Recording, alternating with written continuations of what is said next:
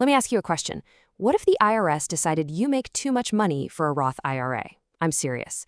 It's one of the absolute best retirement accounts ever invented for 100% tax-free growth, but most people have no idea there's a strict income limit on who gets to use it. So let's figure out if you're on the banned list. I mean, think about it. The whole magic of a Roth IRA is that your money grows, and you can pull it out in retirement completely, totally tax-free. And because the government can't get its hands on that growth, they put up a little velvet rope. If you earn too much, well, you can't get in. You're banned from contributing directly. And guess what? For 2026, the IRS has actually moved that velvet rope. So if you've had a really good year, maybe you got a nice raise or a big bonus, you might have actually crossed that line without even knowing it. Let's see who's on the new list. Okay, let's just get right to it. We need to look at the hard numbers. What we're talking about here is your modified adjusted gross income, or MAGI for short. That's the number the IRS looks at to decide if you get past the velvet rope. So, for all you single filers and heads of households out there, listen up. If your MAGI is under $153,000, you're golden. You're in the clear. You can contribute the full amount, no problem. But the second you go over that, you step into this weird, dreaded phase-out zone where things get super complicated, right up until you hit that hard wall.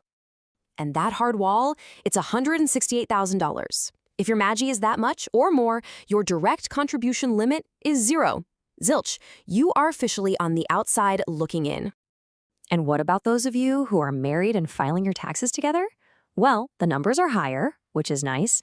But if your combined household income hits $252,000, bam, that door slams shut for you too. No direct contributions allowed. Oh, and a quick but really important warning here. If you're married but you file your taxes separately, the IRS basically makes it impossible. The limit is just $10,000.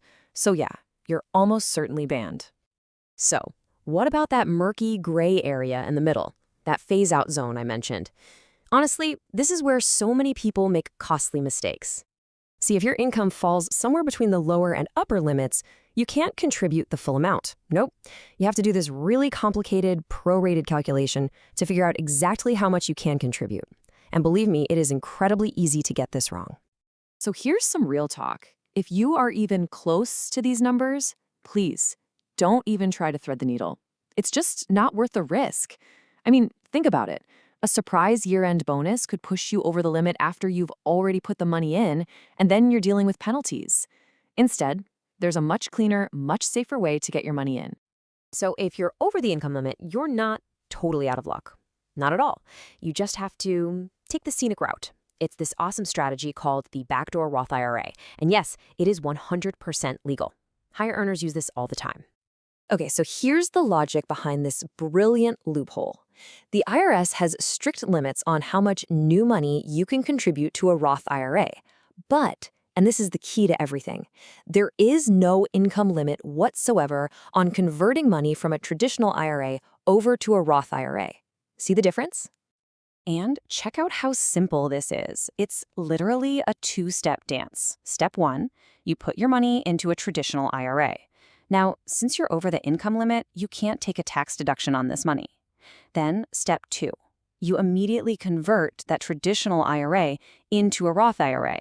And since you already paid taxes on that money, the conversion is usually tax-free. Boom, the money is in your Roth.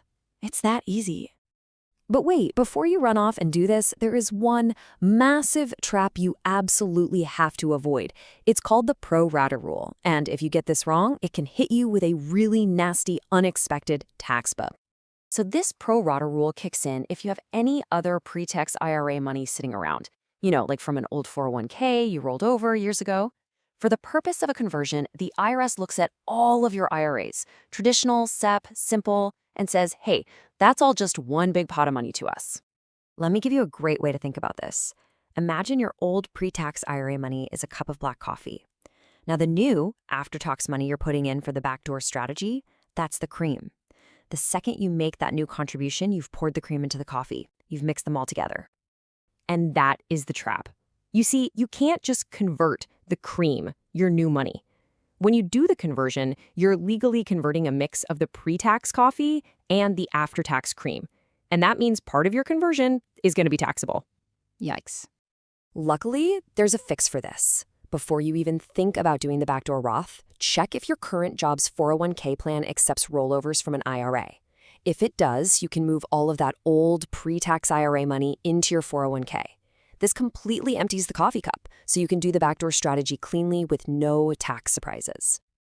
Okay, now, if all of that sounds like a bit of a headache, I get it. There might be an even easier path for you that doesn't require any backdoors or loopholes at all. You need to check your benefits at work. See if you have a Roth 401k option, because here is the absolute game changer. Unlike the Roth IRA, the Roth 401k has, get this, absolutely zero income limits. It doesn't matter how much you make.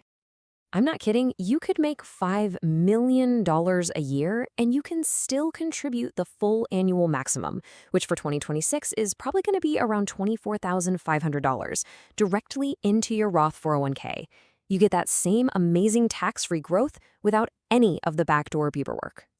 So the most important thing here is to take action. Take a look at your income. If you're anywhere near that danger zone, you now have two very clear paths forward. You can master the backdoor Roth IRA, or you can just flip a switch at work and start contributing to your Roth 401k. So which path will you choose?